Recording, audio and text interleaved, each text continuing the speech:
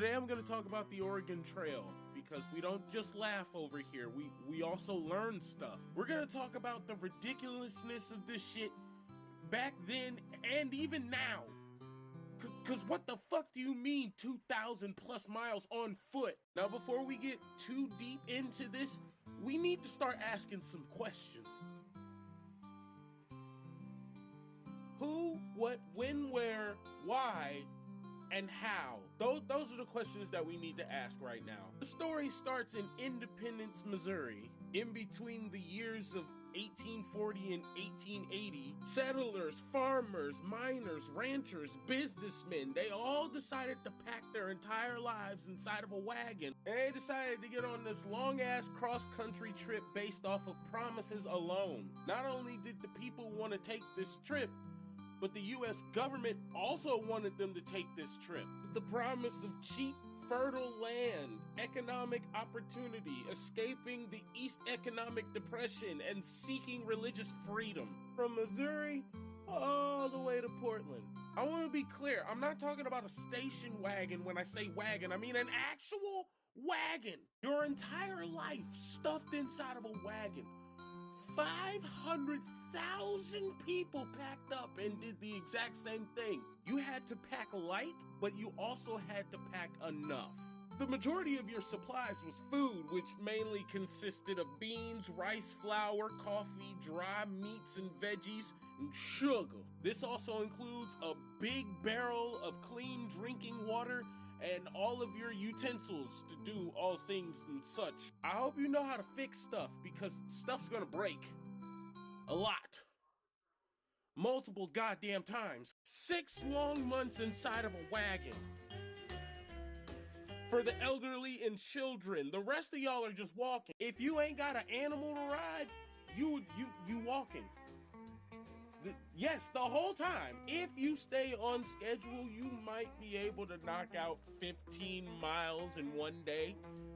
Keep in mind, that's out of the 2,170 miles that you got to knock out in general.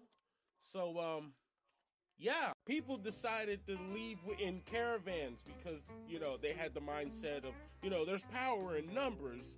But with this trip, there's really no point in making friends. Because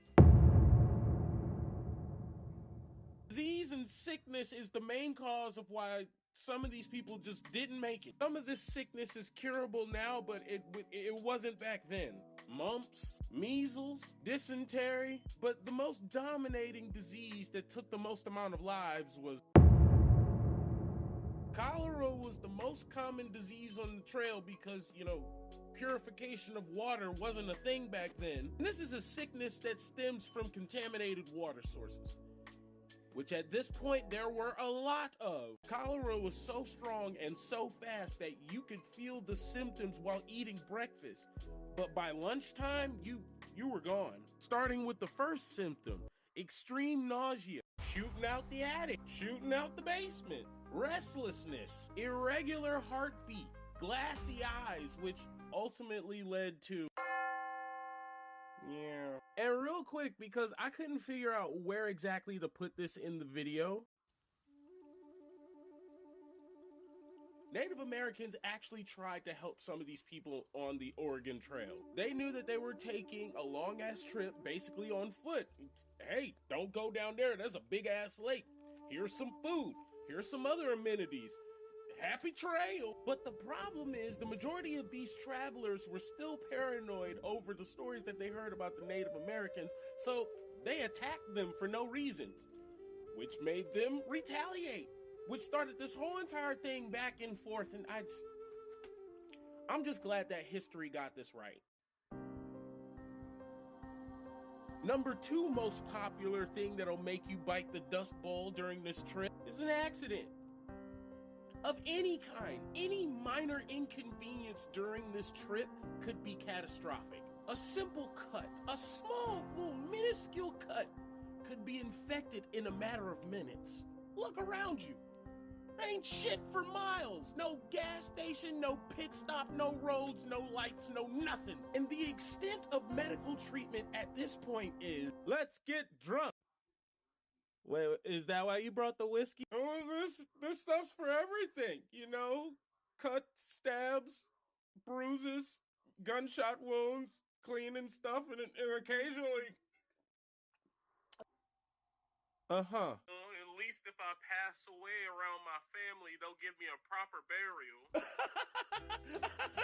You fucking dumbass! Think we got time to stop? Bury you and say our goodbyes? No! I mean, don't get me wrong, some people actually took the time to bury their loved ones. But if you fuck around for too long, stay off course for just one fucking week, you gonna wake up one day and, oh, it's winter and I'm in the middle of a blizzard. You're already traveling on foot, basically. So imagine doing that in the freezing cold. Turning your former friend or family member into a speed bump on the trail would actually help to ward off some of the predators who could be lurking around. You know, like wolf, bear, snake, coyote, and of course, buffalo. All of these animals are curious to know what you taste like. Putting a gun in the wrong hands was actually worse than catching a disease. Drowning was also an issue because some people were brave enough to try to drive through a fucking river. Considering that the axle took the most amount of damage in the wagon, you could get crushed by the wagon trying to fix something under it. And above all, mental health was deteriorating at such a high rate. Because imagine if somebody that you know and their family took this trip first. A few weeks later, you follow suit. 100 miles down the line, and you see their wagon. Oh, yeah, they might be camped out. Nope, they're all face first in the dirt. That's something. I teared up just now, just thinking about that. I'm not going to hold you.